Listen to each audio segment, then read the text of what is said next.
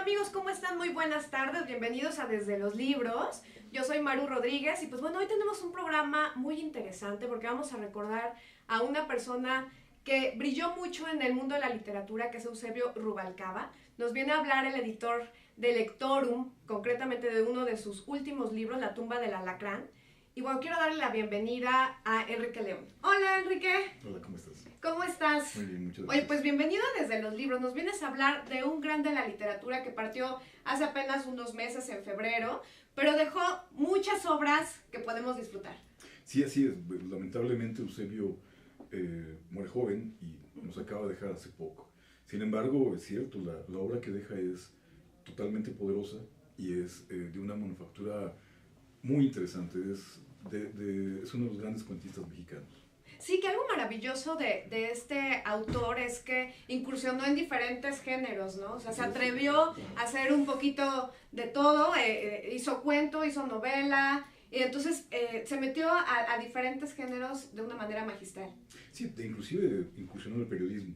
Ok. De hecho, Eusebio fue de los fundadores de la revista Vértigo. Uh-huh. Y además, sí, claro, gran parte de su obra es mucho cuento. Uh-huh.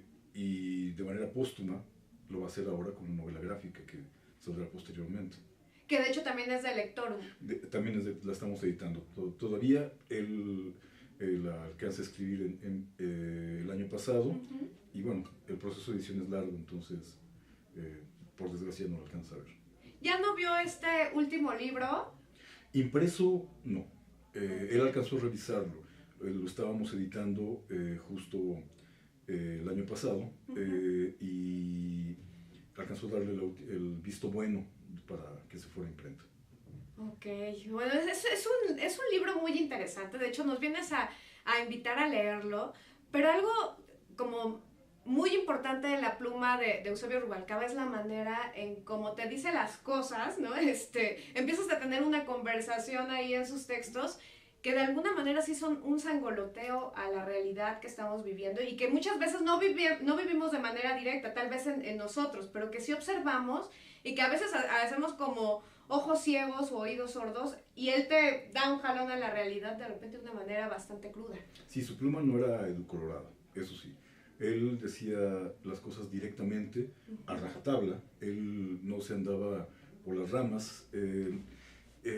Sí, de alguna forma te da golpes de realidad contundentes, sí, muy contundentes. Y además con una gran maestría para la síntesis. Porque bueno, finalmente el cuento es una narración breve, pero Eusebio lo hace contundente, hace una historia totalmente redonda en unas pocas palabras, sin llegar a ser microcuento, por supuesto. Ajá. Pero lo que tiene Eusebio, lo que escribió Eusebio es una realidad que vemos y que, como tú dices, yo creo que no es hacer oídos sordos. Yo creo que más bien lo que tratamos es de no enfrentar esa realidad, claro, por lo crudo y contundente que llegue a ser. Uh-huh. Y además, una de las cosas, vamos, con eso no quiero decir que sea una obra dramática, Uh-huh. porque no, el Eusebio tiene unos tintes de humor negro, sí, bárbaros. O sea, juega con eso, con la desgracia inclusive, sí, de una forma que a uno no puede dejar de esbozar una sonrisa o a veces hasta una carcajada de la forma tan cruda como se dicen las cosas, ¿no? Simplemente el cuento que le da nombre al libro, La tumba del alacrán, claro, nos narra acerca de, ahora con este gran acercamiento que tenemos los seres humanos de sensibilizarnos hacia los animales, Uh-huh. pues él siente culpa por haber Matado matado a un alacrán. sí, sí, Y, sí. y le hace un altar, le hace una tumba. Cuando un día consigue que una mujer vaya a su departamento, la mujer se burla de esa situación. Sí. Y el tipo está iracundo. claro, porque Sí. pues, él le hizo un altar a un alacrán. Y esperaba algo más, una respuesta diferente de esta Claro, mujer. una respuesta sensible. Uh-huh. Decir, bueno, qué bueno que que sientes culpa por haber matado a un animal, y qué bueno que ahora ya no los matas, porque finalmente ya no mata alacranes, ya los guardan en un frasco para soltarlos después, ¿no? Y el final del cuento es maravilloso. Bueno, no para la mujer, pero es maravilloso. Bueno, al menos los que lo leímos, sí lo disfrutas y dices, sí, porque se pasó a la mujer, qué bueno que le pasó eso, ¿no? Y realmente es un acontecimiento fuerte el que se da, que inclusive lo podemos ver como una noticia de nota roja. Sí, claro. Sin embargo, la forma como lo dice Eusebio, yo en verdad, la primera vez que lo leí me carcajé, porque es una historia tan redonda, está tan bien hecha, que lo único que podemos hacer es disfrutarla. Sí, de hecho el título del libro, debo confesarte que cuando leí La tumba del alacrán, dije, ¿qué será esto de la tumba del alacrán? ¿Qué profundidad de título? Y decía, ¿qué englobará? Ya después me di cuenta, al leer el libro, que es un cuento, un cuento de Eusebio, pero creo que este tinte que ahorita marcas, Enrique, justamente de que va en relación a esta sensibilidad extrema también en relación ya a los animales, ¿no? De esta conciencia de cuidar a nuestros animales, lo lleva tal vez hasta un absurdo, ¿no? Que es cuidar a los alacranes, ¿no? Sí. O sea, aunque potencialmente son animalitos peligrosos, pero ese sentido de sentirse culpable porque mató a un alacrán, o sea, y si lo llevas a lo gracioso, digamos, sí tiene que ver con ¿cómo le hace una tumba al alacrán? Pero cuando él te explica por qué le hizo la tumba al alacrán y que esperaba que fuera valorado por otra persona, y esta persona lo toma como, oye, ¿qué onda contigo? ¿Qué te está pasando que le haces tumba a los alacranes? Él de verdad se enoja tanto que dice, ahora te vas a tener tu merecido. Sí, yo creo que la sensibilidad viene de que fue un gran observador. Él analizaba profundamente todo lo que ocurría a su alrededor, a su entorno, y además no nos hace... Es ficción que puede ser realidad, que la podemos ver a la vuelta de la esquina, que la podemos ver en la casa, que la podemos ver en el transporte público, en la iglesia, en la escuela, en cualquier lugar. Él narra situaciones de vida, a lo mejor no de experiencias que él vivió, claro, pero sí de la vida, habla mucho de la vida, es una literatura muy humana. Sí, de hecho, algo que me sorprendió de su trabajo es, te comentaba fuera del aire, Enrique, esta forma de narrar como tan precisa que te ubicaba en el lugar. Por ejemplo, te hablaba de un bar y te ubicaba en todo el contexto de quién estaba alrededor, qué estaba pensando cada quien. Pero lo fantástico es que te contaba mucho en pocas líneas. Creo que es una de las cosas que más destacaría de su trabajo. O sea, logra a través de un cuento conectarte con una realidad distinta. Cada cuento, no sé, son 3 paginitas, cuando mucho de cada cuento, pero te dice tanto de algo que observaba de una manera tan puntual, que es, bueno, a mí es creo que lo que más me sorprendió. Es una de las grandes maravillas de Eusebio, que cultiva el cuento con gran precisión. Y recordemos que el cuento no es que sea yo creo que hay una concepción un tanto errónea con respecto al cuento. El cuento no es fácil, el cuento yo creo que es uno de los ejercicios literarios más complicados. Ya lo decía Borges, que una persona de la grandilocuencia que era Borges, él nunca escribió una novela, porque decía que no había necesidad de decir tanto. O sea, para Borges la contundencia del cuento era lo ideal, era la única forma de contar una historia. Bueno, no demeritando la novela, por supuesto, claro. Pero sin embargo, la forma de síntesis o que tenía Eusebio para contar las historias es tan precisa, es tan maravillosa, que realmente lo que nos permite es picarnos. El simple hecho de leer uno de sus cuentos le hace a uno querer saber más, querer conocer más de su obra, leer más cuentos, porque bueno, finalmente este es un libro póstumo, pero Eusebio escribió muchos libros, no solamente en el lector tenemos 10 publicados con él, pero en otras editoriales tiene mucho material. Mucho material, sí, algo que me gustó mucho es esta versatilidad, o sea, primero está en este tema de la novela, pero de la novela se volcaba a la poesía, y de la poesía se regresaba al cuento y luego al aforismo, o sea, hacía un poco de todo. Y la verdad, una de las cosas que más me asombra de este tipo de autores es esa versatilidad, ¿no? O sea, el atreverse a incurrir en diferentes géneros y hacerlo bien. Es que finalmente yo creo que para Eusebio era una necesidad de vida. Sí. El poder expresar lo que pensaba, el poder plasmar en tinta, en papel, sus pensamientos, era algo que le urgía hacerlo. O sea, de hecho, él no podía quedarse con una historia en el tintero, él tenía que escribirla. Si funcionaba, qué bueno; si no funcionaba, ya la había sacado. Pero era esa necesidad de expresar, de hacer, de crear. Sí, es sumamente interesante, pero nos gustaría que nos contaras un poco, Enrique, de cómo fue trabajar con Eusebio, el detrás de cámaras de la creación de sus libros y concretamente de La tumba del alacrán. Bueno, trabajar con Eusebio era una maravilla, porque entregaba originales casi perfectos, o sea, muy bien hechos.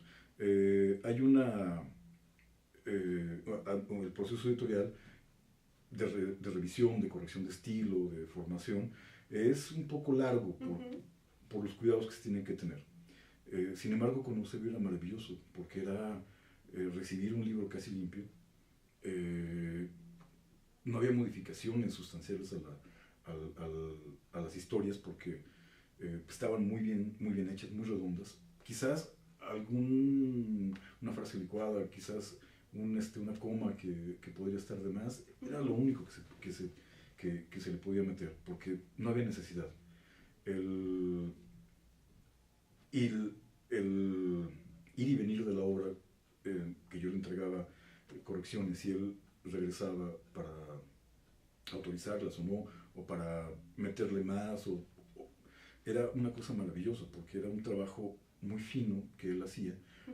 Tenía muchos años de experiencia ya en ello, y el placer que me causaba a mí recibir un original de él era increíble, porque yo tengo una historia con Eusebio de muchos años, no personal, sino de sus libros. Uno de ellos, Cuentos Pétreos, fue quien me ancló realmente como hombre de libros, como hombre de letras. Gracias a ese libro, Cuentos Pétreos, de Eusebio Rubalcaba, es que yo decido ya completamente dedicarme a hacer libros. Entonces mi relación con Eusebio fue desde mucho tiempo antes, a través de sus letras. Ya personalmente era un tipo maravilloso, culto, sensible, bromista. Platicar con él era muy divertido. El tipo tenía un humor muy fino, muy ácido, un humor de hombre inteligente, un humor de intelectual.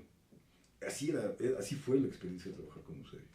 Bueno, sí, la verdad es que lo vi en algunas entrevistas, ahora que preparaba la entrevista propiamente, y la forma en que hablaba pausada, los chistes de buen gusto, pero no por eso, no puntillosos, sino de buen gusto, pero no ofensivos, ¿no? Creo que algo que definiría tal vez la pluma de Eusebio, ahora que lo estuve estudiando para la entrevista, sería, justo dijiste una palabra, la acidez, ¿no? Sí. Y tal vez la acidez muchas veces no es para todos, pero una vez que te atreves a cruzar esa barrera, te das cuenta de que igual y vale la pena también entrarle a ese tema de la acidez, porque es un encontronazo con la realidad, pero que es necesario. Como dices, a veces queremos hacer como que no pasa nada, y creo que Eusebio logra hacerte ver que sí están pasando cosas. Incluso veía que hay algunos cuentos que tienen que ver con nuestra realidad política, ¿no? Con problemas irresueltos dentro de nuestra realidad política, y el escucharlo en otras entrevistas me dejaba ver que esto no es una cuestión, una crítica al gobierno actual, sino algo que ha venido haciendo en su trabajo a lo largo del tiempo, pero de una forma de muy buen gusto, ¿no? Claro, y volvemos a uno de los puntos básicos de su literatura. Él narraba, él creaba ficciones a partir de realidades. Él retrataba la realidad muy bien, porque además la sensibilidad que tenía ante los seres humanos, ante sus semejantes, era tal que podía plasmar los sentimientos, los pensamientos de sus personajes eran muy nítidos. Tú sabías lo que estaba pensando el personaje. A lo mejor no adivinabas perfectamente el final, pero te iba llevando de la mano de una forma que ibas pensando como el personaje iba a pensar. Decías, claro, tenía que hacer esto.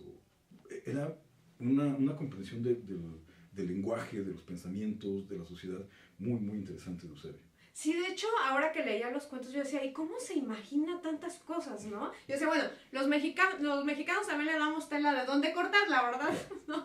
Porque cada historia marca una realidad distinta e igual puede hablar de un sacerdote, que puede hablar de los padres, o de cómo los padres a veces echamos a perder a los hijos y los volvemos buenos para nada, ¿no?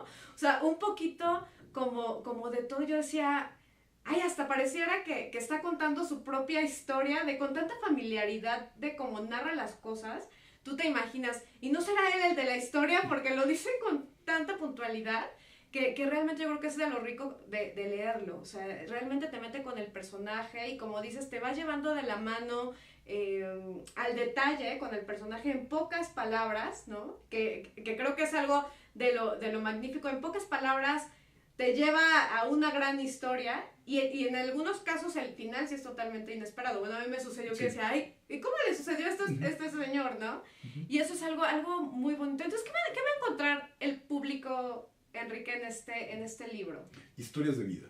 No de vida de Eusebio, historias reales que las va a poder ver o que las vio en algún momento, pero contadas de una forma magistral.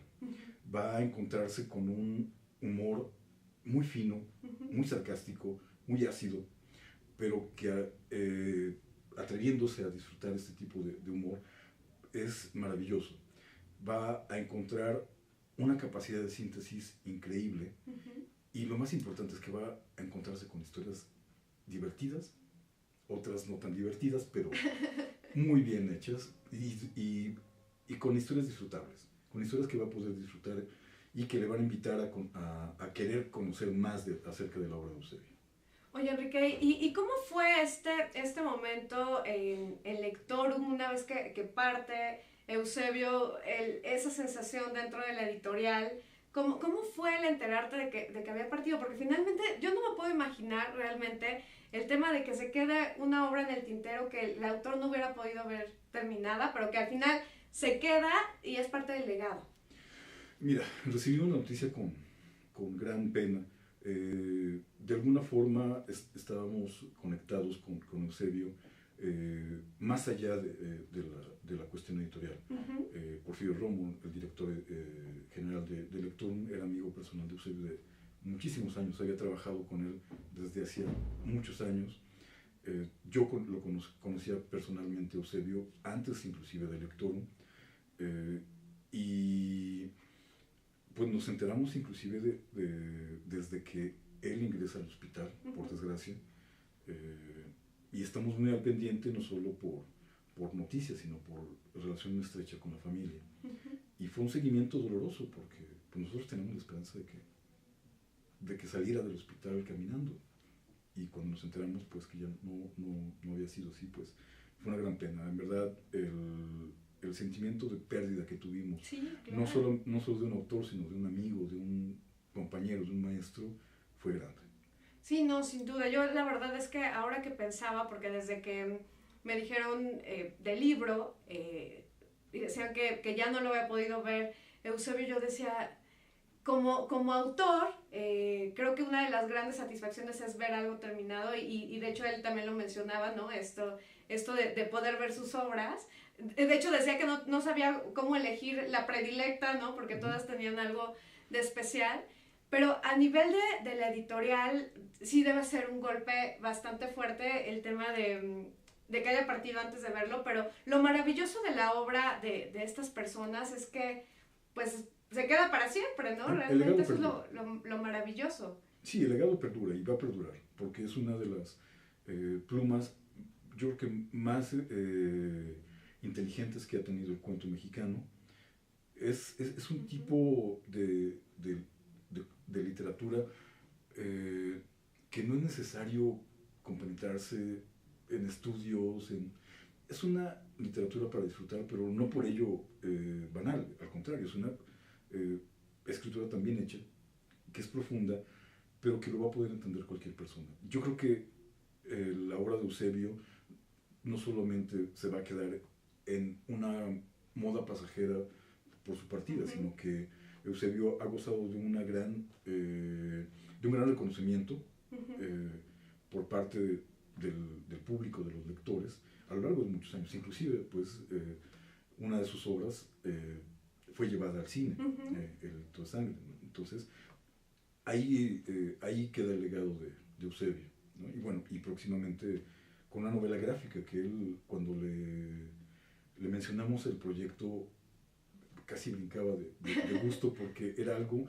en lo que yo creo que era algo que le faltaba hacer, y que quizás había querido hacerlo, pero no sabía cómo abordarlo, ¿no?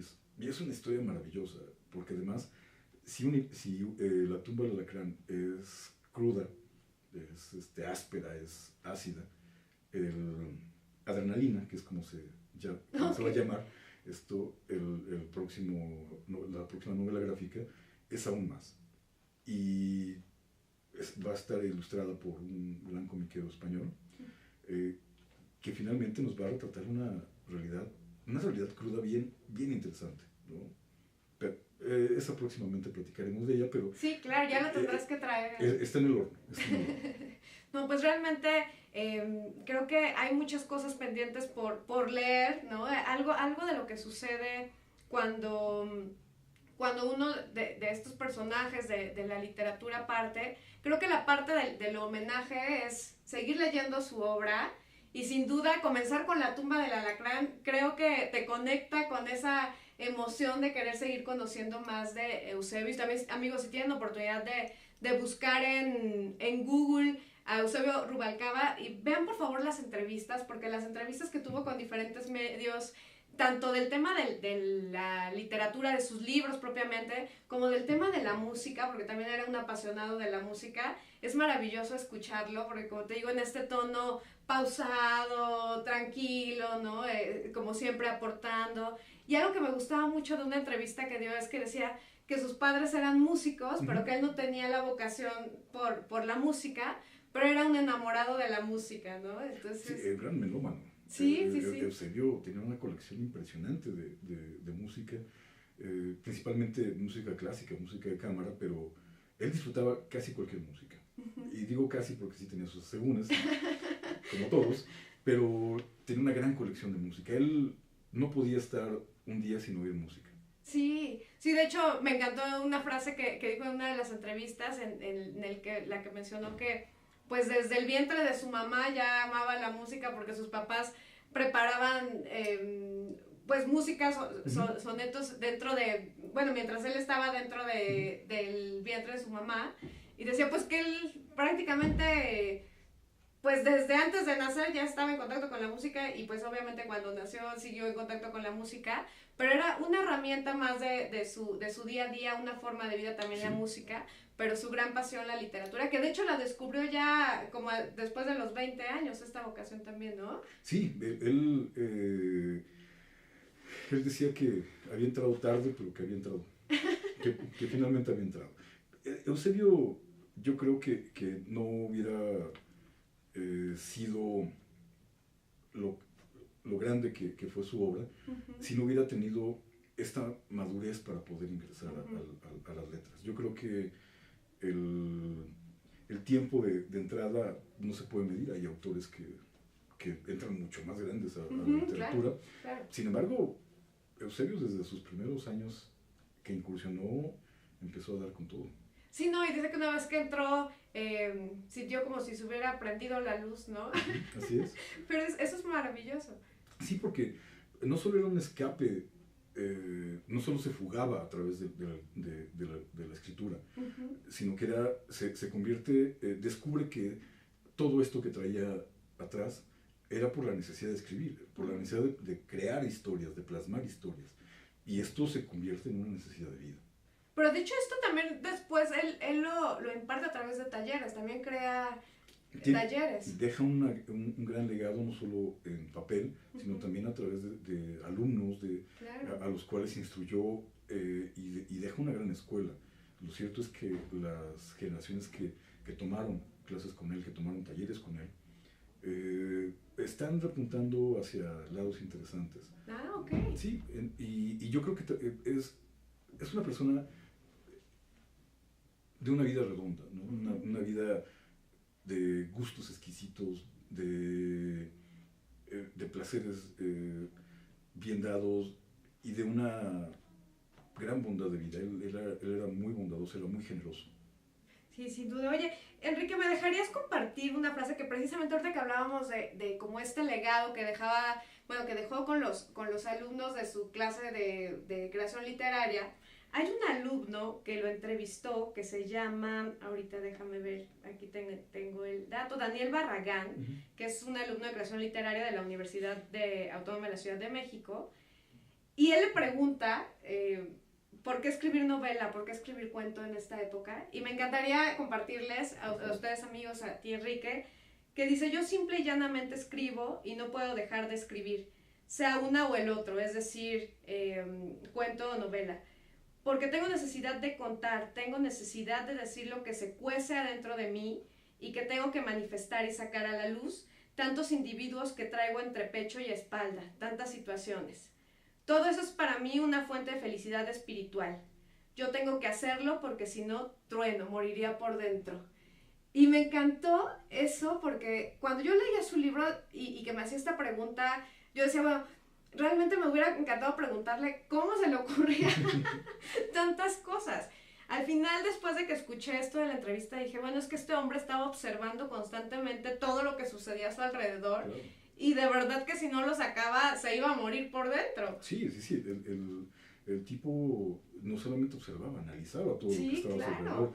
Todas las sensaciones, trataba de imaginar qué es lo que estaba pensando la gente, simplemente estar sentado en una banca de un parque, de un café, de un bar, de un restaurante. Él construía a partir de lo que veía, de cómo interactuaba con la vida.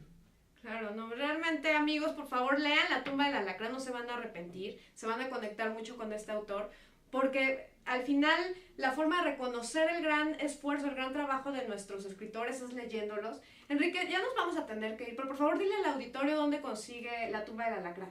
En todas las librerías del país, en este restaurante, tienda famoso. ¿Del Buito? Sí, el Buito, ahí están todas las librerías del país. Perfecto, Enrique. Pues yo quiero agradecerte muchísimo el haber estado con nosotros en Desde los Libros y nos prometes, por favor, que vas a venir a presentarnos Adrenalina cuando esté lista. Por supuesto. Bueno, amigos, pues enseguida volvemos. En el segundo bloque viene Gretel García para hablarnos de otra gran propuesta de Editorial Lectorum, que es acerca de las civilizaciones para niños. No se muevan de sus lugares porque enseguida volvemos. Muchas gracias, Enrique. Gracias.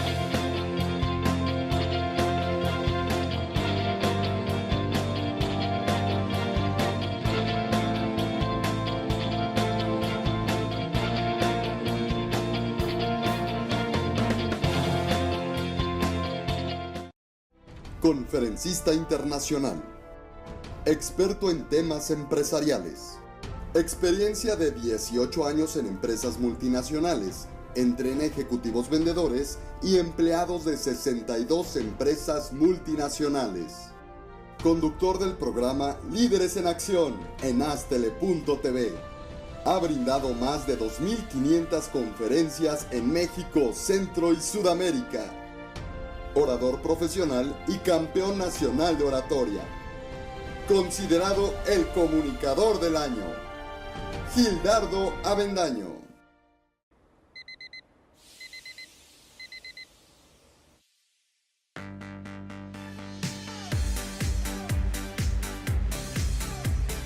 Cuando la vida te pone a sudar, hidrata la vida. Electrolit, científicamente hidratante.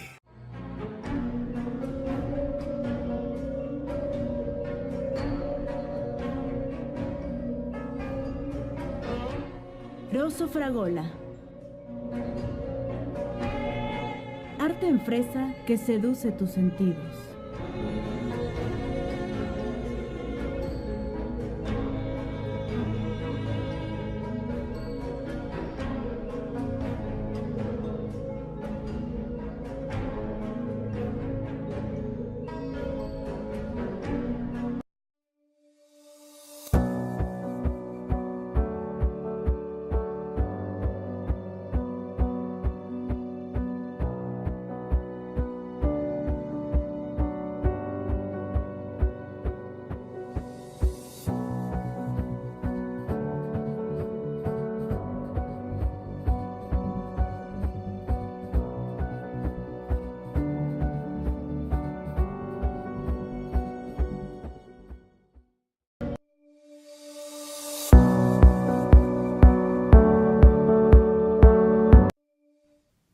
Amigos, ya estamos de vuelta en Desde los Libros. Bueno, como les prometíamos hace unos momentos, llegó Gretel García para hablarnos de uno de sus libros, porque ha escrito mucho. Ya hasta perdió la cuenta Gretel de tantos libros que ha escrito para niños.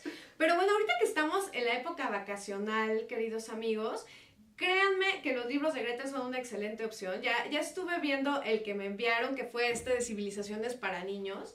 Y es una belleza porque de verdad que hace la historia divertida, lo cual ya es un gran logro, sí, claro. Porque siempre te venden como ese tema de la historia aburrida y que dices, ay, no, de verdad tengo que echarme todo esto para pasar el examen. No, pues Gretel lo hace de una manera magistral, muy divertida. Entonces, amigos, de verdad que les recomiendo muchísimo leer Civilizaciones para Niños, porque los niños van a estar encantados porque todo es a través de preguntas. Claro. Y son de 4 grandes civilizaciones que son la china, la griega, la romana y la egipcia. Sí, exacto. Entonces, amigos, pues bueno, Gretel, muchas gracias por estar con nosotros. Ay, por invitarme. No, pues yo fascinada, porque cuando tienes niños en casa, lo que estás buscando son buenas lecturas, cosas que sean fáciles de leer, pero no fáciles de leer desde un punto de vista de que hagan las cosas sencillas a los niños, claro, sino que las hagan divertidas, no inalcanzables. Claro, claro. Es quitarle esa cuestión académica a la escuela, sí, para que el contenido quede divertido, porque en sí todo lo que aprendemos, todo lo que es a nuestro alrededor y vamos a la escuela a aprender, eso es lo que realmente es nuestro entorno. Sí, sin duda. Y yo creo que eso de que en la casa puedas aprender cosas de la escuela de una manera más divertida, o incluso, bueno, también los maestros deberían darle un vistazo a esta clase de libros. Sí, de eso se trata, de que sea un apoyo para el estudiante, pero también para el profesor y los papás. Sí, porque luego dices, ¿y cómo hago que se divierta mi hijo a través de la civilización egipcia, por ejemplo? Sí. Y tú das ciertos datos en los libros que a mí me encantan. Y tenían mascotas los egipcios, me encantó eso. Cosas muy sencillas. Sí, que los niños en algún momento se sienten empáticos con esa civilización. Claro.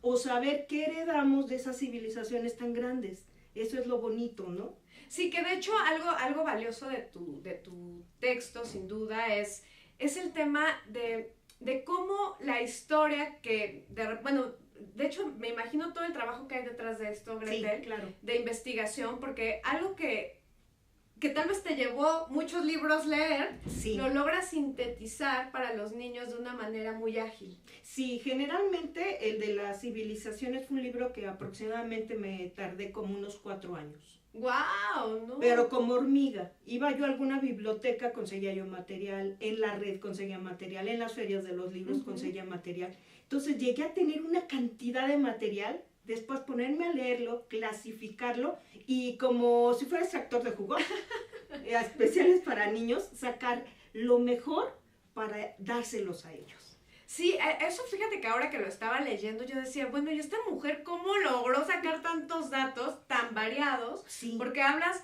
de su economía, ¿no? De cómo era su comercio, Sí. de todo lo que tenía que ver también con, bueno, por ejemplo, los egipcios, con el tema de la muerte, de esta importancia de embalsamar los cuerpos, por ejemplo, ¿no? Sí, O sea, sí, cosas sí. que tenían que ver en contacto con la medicina. O sea, tantos datos, yo decía, quiero por favor que Gretel nos cuente cómo hizo Sí. ese extractor. Sí, los oficios de los, por ejemplo, de los egipcios. Y algo que Claro. les gusta muchísimo a los niños es saber los niños egipcios qué hacían. Ujú. Entonces, desde buscar los juegos que tenían, cuáles son los de origen egipcio, cuáles son los de origen griego, qué jugaban, cómo jugaban con sus muñecas y todo esto, eso es lo que a los niños les gusta de la historia. Y sí, yo creo que a cualquier ser humano, ¿eh? Claro. A cualquier, hasta adulto. Y es un libro que si como adulto lo lees, te gusta, y dices, ay, me aburre, ay, tengo que ayudarle con lo de historia. No, no, no, esto es para que se diviertan todos. Sí, sin duda, porque yo ayer lo comentaba con mi esposo y decía, oye, está padrísimo este libro porque te mete tanto en Sí. detallitos que para ti como adulto de verdad sirve para cultura general. Claro, y también para motivarte a investigar. Claro. Porque entonces tú ya llegas a alguna librería, quieres saber algo del tema y entonces sí ya lo puedes adquirir o ya tienes un cierto conocimiento. Ese es lo del chiste, ¿no? Ay, Gretel, entonces Como esto te motivar. llevó 4 años. Como 4 ¿Y años. cómo es ese proceso? O sea, lo lees y luego ¿cómo vas decidiendo qué datos meter? ¿Cuáles son los más relevantes de 4 años de investigación? Sí, sí, empiezo a hacer yo mis notas. Tengo un cuaderno por proyecto, entonces Ujú. imagínate cuántos cuadernos. También ya perdiste la cuenta, Sí, seguro. entonces tengo y voy apuntando. Que hay alguna exposición, ahí voy con mis hijas, y vamos, vemos qué investigación, que en algún programa nos mencionaron en esto. Yo lo apunto y lo trato de corroborar también, no todo lo que me digan, apunto, no, porque a mí lo que me gusta también es que todo lo que esté en el libro sea verdad. Claro. Sí, no nada de que, pues fíjate que sí, fíjate que no, que sea verdad, que sea algo que te sirva como un apoyo de texto. Sí, Eso es lo que quiero. que de hecho era como lo que me imaginaba ayer como un gran reto, ese tema de Sí. la documentación en un trabajo. El libro no tiene más de 200 páginas, me parece, pero cómo tanta investigación, o sea, cómo te documentaste, eso es lo que me pareció valiosísimo. O sea, al documentar todo esto, lo Sí. sintetizas en datos precisos y fue lo que me impresionó. O sea, dije, realmente meterse a la historia de 4 civilizaciones Ujú. tan relevantes, Claro. que son de aplicación, algo de lo valioso de tu libro es que son de aplicación actual, o sea, que entiendes muchas de las cosas de hoy porque te vas un poquito al antecedente. Exactamente. Como que entendemos un poquito nuestras raíces. Sí, claro. Que no somos exclusivos ni nacimos así como que dicen del huevo. No. Somos Sí. un resultado de una serie de civilizaciones, de todo lo que ha pasado en el mundo. Eso nosotros ya somos el producto.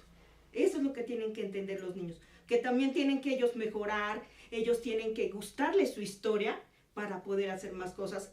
Por ejemplo, es el comienzo de una serie de libros, Ujú. porque acaba de salir también Mayas para niños Guau. y Aztecas para niños, que está, pero lindísimo. Dices, no es porque lo haya escrito No, yo. no, pero vienen cosas muy interesantes y muy bonitas, Ajá. que es la verdad que si así nos enseñaran historia, a Ay, todo sí. mundo le encantaría. Sí, yo dije, ¿por qué no conocí a Gretel hace algunos años? Poquitos, tampoco vas a creer Sí, que sí. muchos Gretel.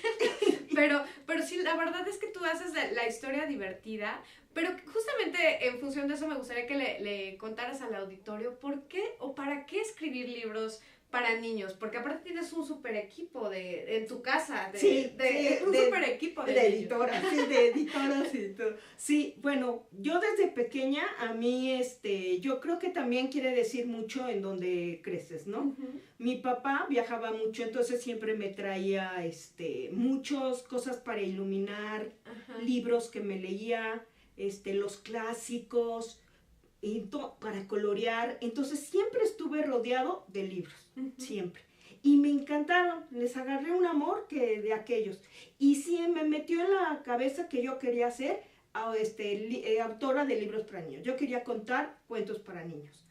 Fui creciendo, estudié comunicación, y cuando hubo oportunidad de con mi gran maestra Sara Corona, hacer como lo hice en la UAM Xochimilco, hicimos en prensa infantil, mi esposo y yo, en una revista infantil para niños. Uh-huh. Y de ahí me puse después estuve trabajando en Tiempo de Niños, en este periódico que sacaban en el 1+1.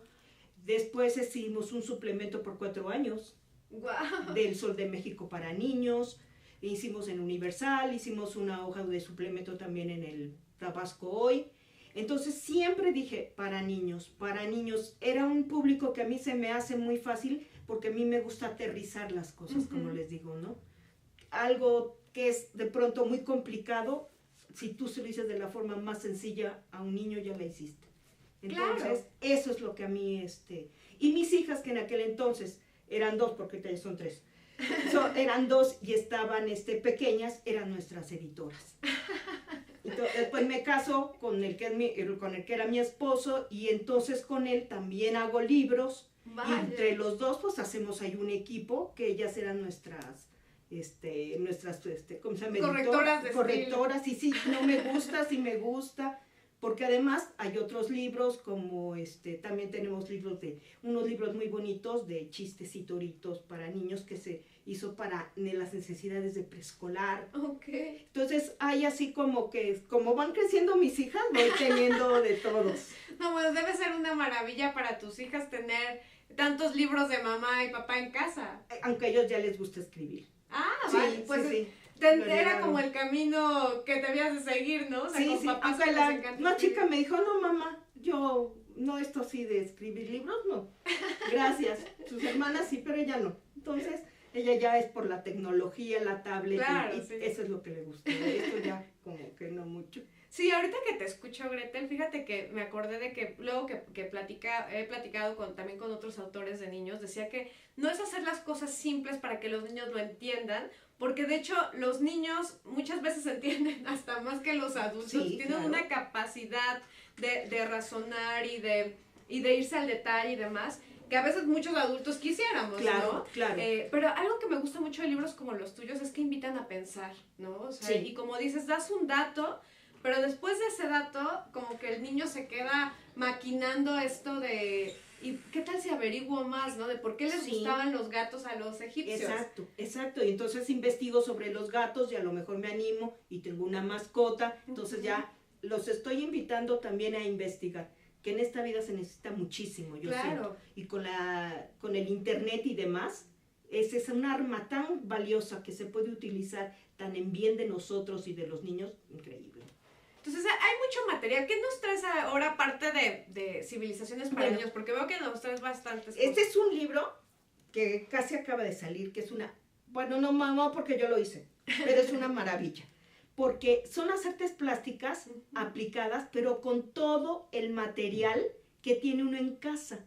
Ah, ok. Entonces, si yo quiero en algún momento tener algún pigmento, pues a lo mejor utilizo un betabel o utilizo una bolsita de té.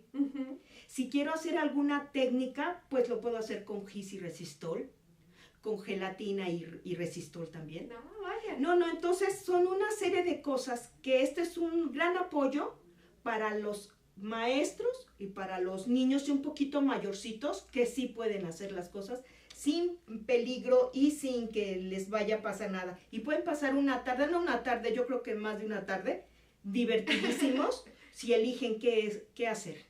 Entonces, sí, nada más que las mamás no se preocupen de que desaparezcan las cosas del refrigerador, como el No. betabel y no.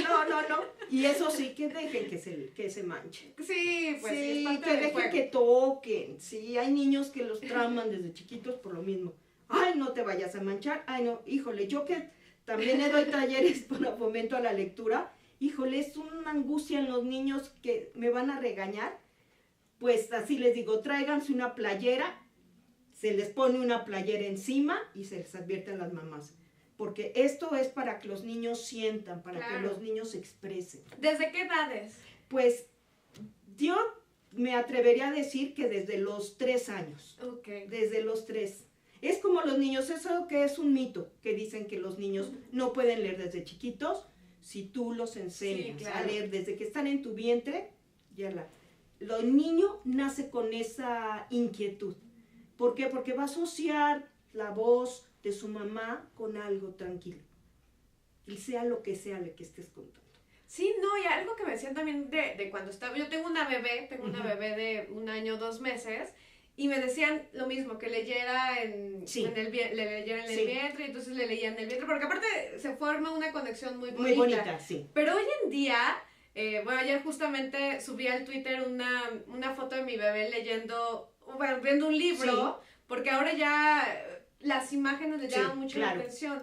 Y algo que me asombra mucho es que ya le dices el pato, el perro, el tal, y ya identifica al año o 2 meses el pato y el perro. O sea, al final es fomentar esto en la casa. Sí, yo tengo también por ahí un proyecto de hacer estimulación para niños, Ajá. para la hora de leer. Y una de las cosas que les hice a todas mis hijas y me funcionó y fue como empírico en aquel entonces, es hacerles en un cuaderno Ujú. figuras de estas publicidad que tanto nos llega. Ajá. Antes de tirarla, recortemos lo que nos interesa. Entonces se le pone mamá, papá, las imágenes. Ujú. Y ahí deberías de ver cómo comienzan a balbucear cuando te oyen decir la palabra y cómo hablan mucho más aprisa y les fascina su cuaderno.